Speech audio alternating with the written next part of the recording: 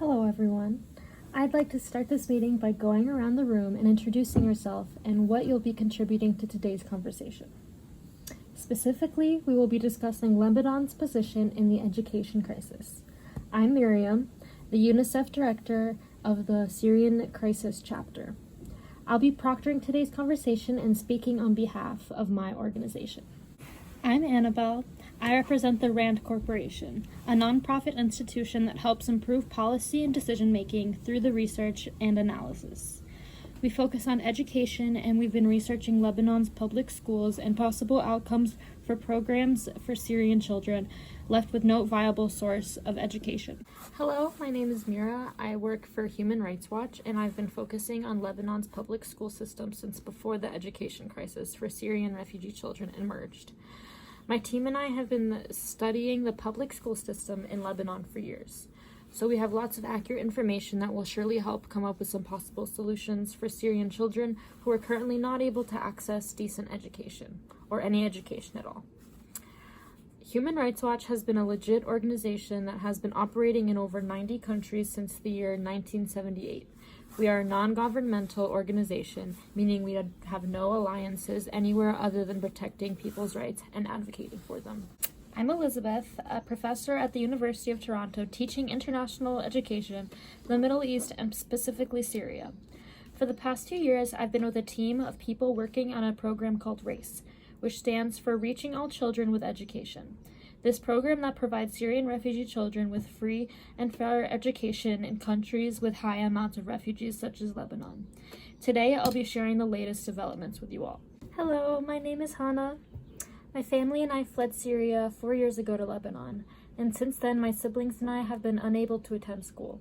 We went from going to school every day back home to having to work all day long because my father is ill and unemployed. And my family lives too far from the school. There is no way they can afford tuition and transportation. I represent thousands of children and families in my position. Thank you everyone for attending today. Why doesn't Annabelle start us off by talking about the possible solutions for this education crisis, as well as what kind of research has been done already? Sure. So, Lebanon has a population of 4.4 million citizens, and there's an estimated 1.1 million Syrian refugees in refugee camps in that country. This means that refugees make up about 25% of the population. For a relatively small country, there are way too many people in refugee camps, making this education crisis even more difficult to solve. We must also consider the largely Sunni Syrian population.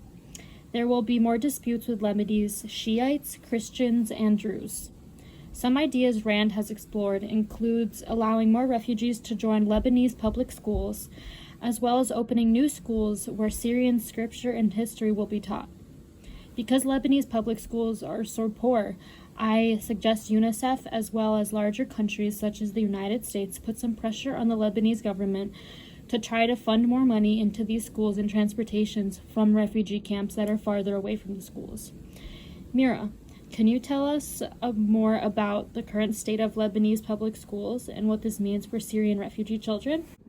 Of course. I love this idea you proposed about building new schools revolving around Syrian scripture and history, but I'm afraid that there are far too many refugee children and not everyone's need would be met.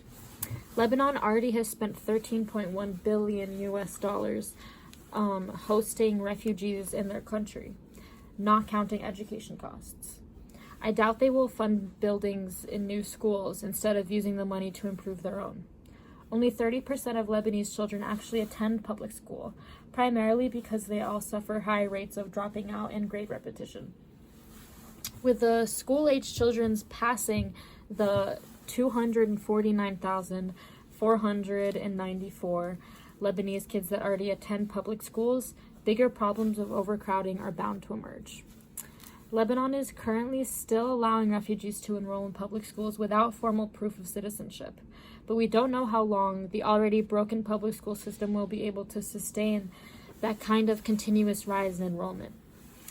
You do bring up a very important point as well about the influx of disputes that may occur between different religions. Even though international law prohibits the discrimination of religion in public schools, this is a very real concern.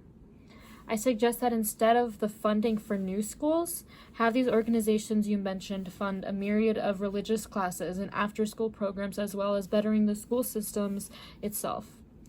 Tell us about race, Elizabeth. I'm curious to see how that program is evolving.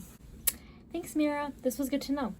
Race was introduced in 2014 as an initial policy framework. There are 3 tiers to the framework: access, quality, and system strengthening.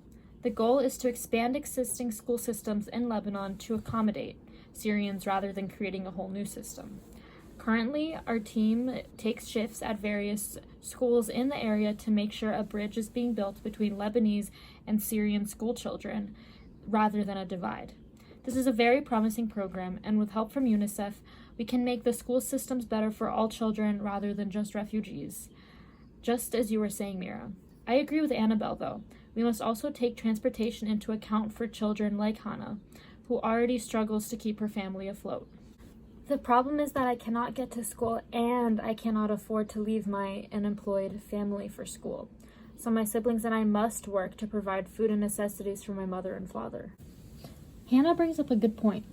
There is more to this discussion than just the schools themselves. Transportation and perhaps a pension should be provided for families like Hannah's in order to prioritize education above all. UNICEF will be able to provide funds and meals, and I will talk to the USA team to see what kind of pressure we can put on Lebanon to allow more funding to come through. If meals can be guaranteed to families whose elders can't work, a big load will be relieved from the children who have to sacrifice their education in order to work. Great job, everyone. I suggest we continue to host these meetings perhaps twice every month in order to see how different programs progress and from Hannah's perspective, how her and her families like hers are doing. I will talk to UNICEF's USA branch and will try to get in contact with Lebanon's Education Committee. Does this sound good?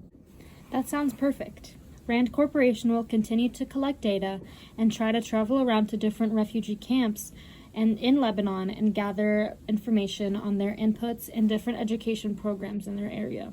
I look forward to seeing what developments will have been made. Thank you for having us, Miriam.